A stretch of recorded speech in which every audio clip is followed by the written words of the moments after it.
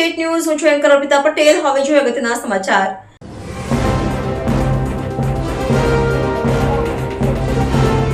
કામરેજના દિગ્ગસ ગામે તસ્કરોનો ત્રાસ, એનઆરઆઈઓના ઘરોને નિશાન બનાવ્યા. ફક્ત ફળિયાના 3 મકાન, બંધ મકાનના તાળા તોડ્યા. જોકે ઘર માલિકો વિદેશ વસતા હોય, તસ્કરો કેટલી મતા ચોરી ગયા તે અસ્પષ્ટ. બંધ ઘરોમાં પ્રવેશી કબાટના તાળા તોડ્યા અને ઘરનો સામાન વેરવિખેર કર્યો.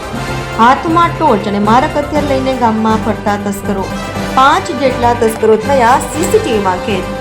ગ્રામજનોએ પોલીસ ફરિયાદ કરી નાઇટ પેટ્રોલિંગ વધારવા કરી માંગ.